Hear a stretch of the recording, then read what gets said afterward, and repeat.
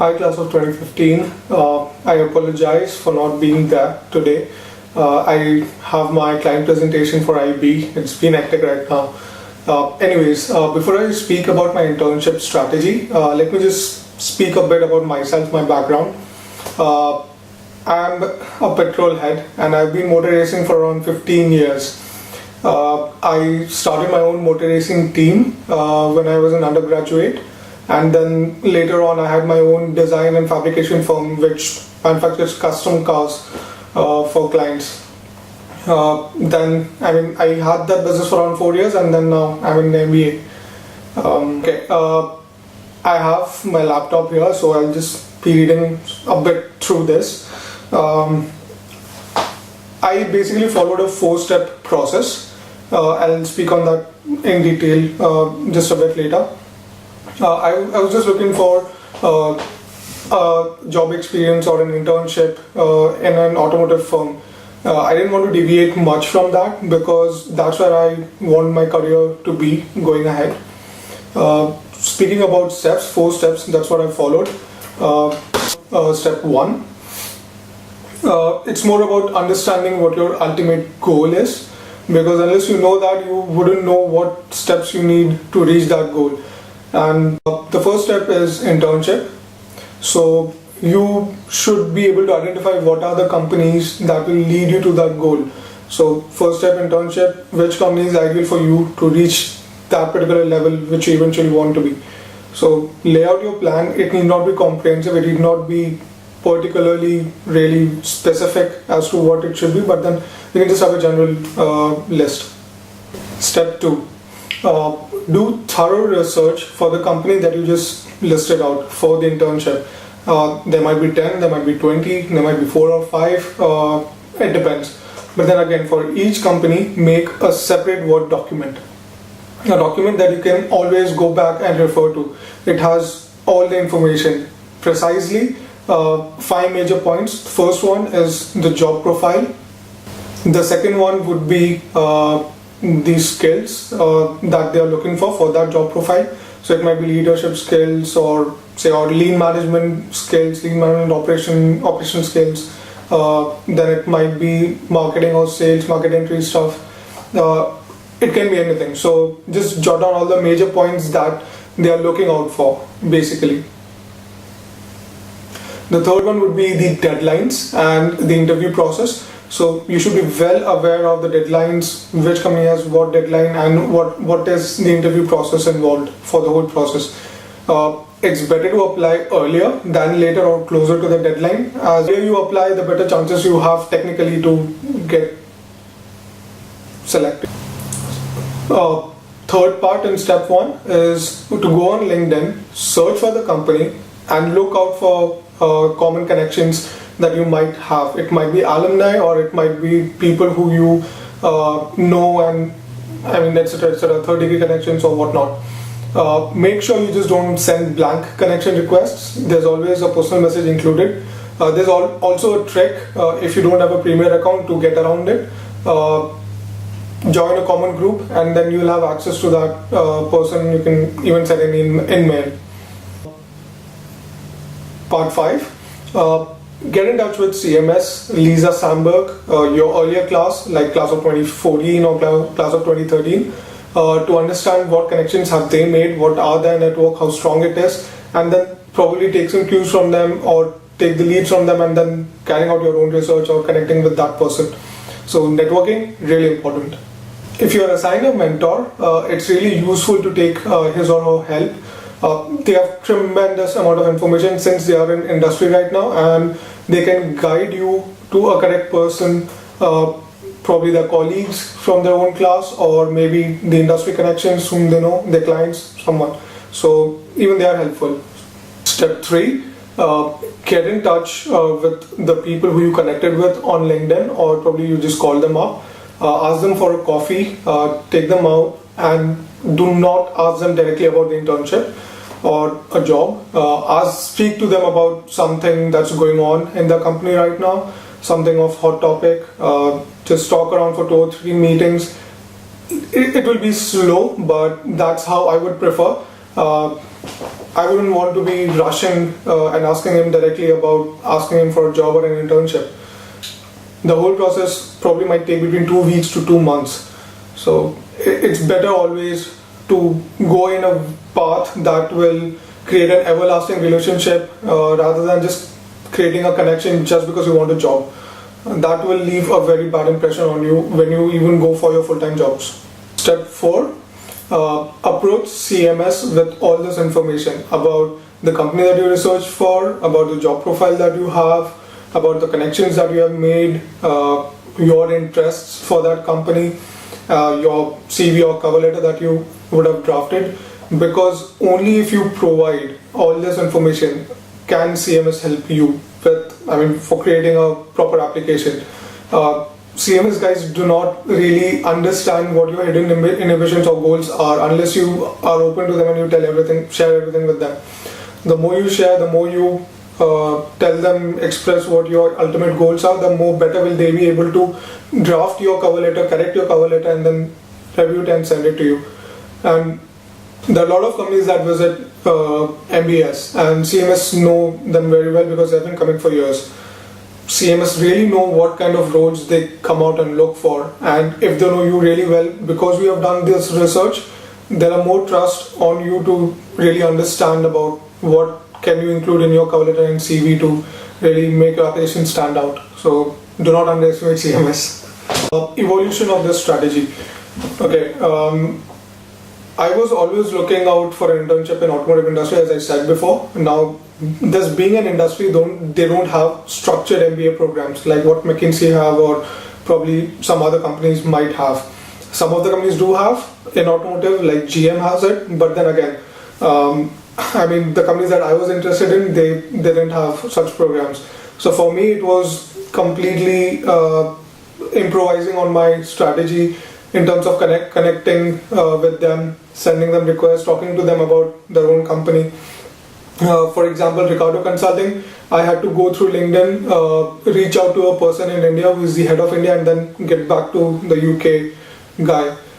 In terms of McKinsey, it was completely different, wherein I was talking about some other company with a McKinsey principal, and then he got back to me saying that, fine, we are interested in your profile. Do you mind applying to McKinsey? And I said, yeah, why not? So my goal was clear. I wanted automotive, and if he offered me that position, I was glad to take. The third example I would like to give would be about Tesla. Lisa Sandberg and CMS, they were, I was glad enough to get their help in terms of obtaining contacts about the alumni in Tesla.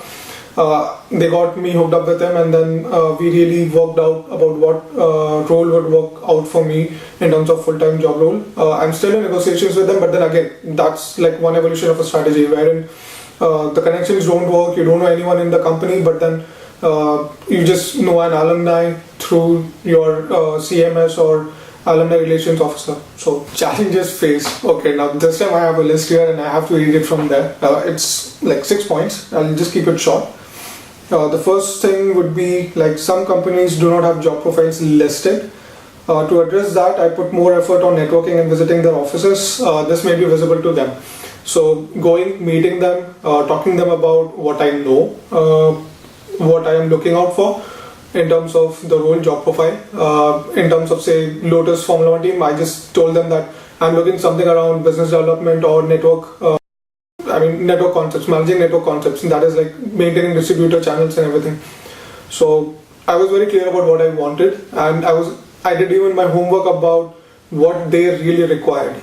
And okay, second point, sometimes people add you on LinkedIn but never reply to your messages.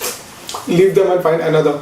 Don't waste time behind people who don't reply or who are not really addressing your concerns. There are a lot of other people out there on LinkedIn. The best advantage is now that you have connected with the person who didn't reply, there are other persons who are common, who have a common connection between the person who didn't reply and you. So utilize that. Okay. Number 3 challenge. It's about cracking the job question with your connections. The connections or HR, whoever you call, probably after like 2 or 3 meetings, it's the right time to crack the question. if you're hesitant about asking straight off, you can just ask them like, yeah, now that I know a lot about your company and what they are doing, I find myself to be really suitable for this kind of role, and I just really want your help to understand what is the right way to apply. No job openings listed. Okay, yeah. This is a big, I mean, people just don't apply because there are no job profiles listed. That doesn't mean that they do not have any openings. They have a lot of openings, but only some of them make it to the main screen. Some of the companies list every opening, some of the companies don't list every opening that they have. Best part is call the recruitment cell.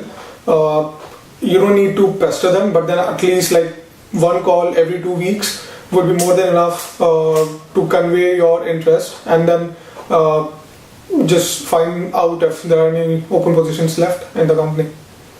What you can do is you can even get in touch with the HR and you can ask him or her that you want to speak with one of the experts in the industry or in some division. That way you open a door between you and HR and even an employee in the company.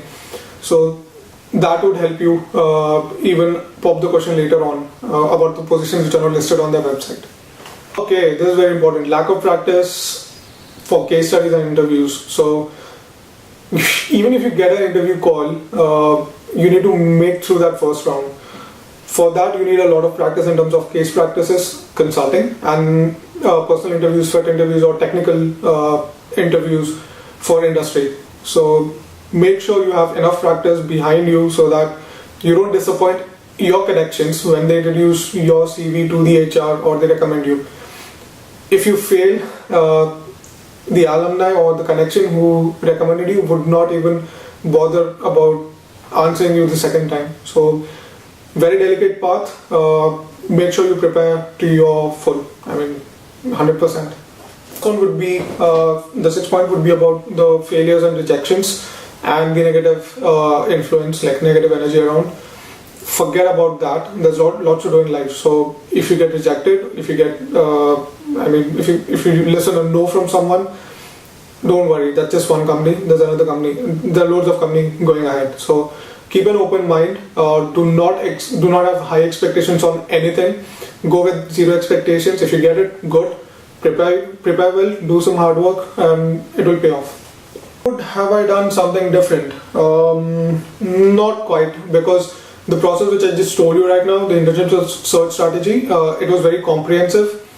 It was long, it took a long time, but then the connections that I have now are rock solid. I can just call them up anytime during the day or night and then just ask them for favor or help or some suggestions, or we can just have a debate on some topic. So building that kind of relation takes time. It even takes some effort from your end. A lot of visits, a lot of LinkedIn messages, a lot of calls. That's what it took. This will probably help me. They might just come up, call me one day, and then can even say that there's an opening which might suit your profile. Would you be interested? So yes, my strategy worked for me at least. Okay, my internship. The company that I work for, it's called Surface Transforms PLC. It manufactures carbon ceramic materials for applications in motorsport, high performance cars, or aerospace, disc brakes predominantly. The challenge here was to expand the business worldwide. So I was supposed to test the sales and marketing model, the distribution and network strategy, and then come up with recommendations of the future forecast about what are the potential markets, how much can you sell there, and what impact would that increase in quantity of sales would have on your supply chain. So predicting the next 5 years sales and what impact would it have on supply chain. It was a pretty interesting project. I was helped throughout by the CEO, who happens to be my mentor and a close friend. I was even helped with one of his colleagues who is director of sales. I have a good association with him because we both are from the world of racing. So it was quite interesting to know and work with them. Very supportive. And then the results were good.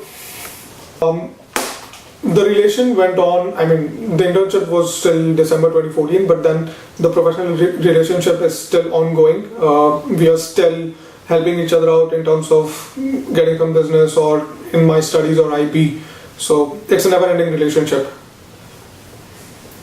Just to summarize, guys, put all your efforts. This is the right time to at least know what your strengths and weaknesses are. If you don't happen to get an internship, don't worry. You can work on that during your summer break. You have plenty of time to practice on your applications, case interviews, personal interviews, everything.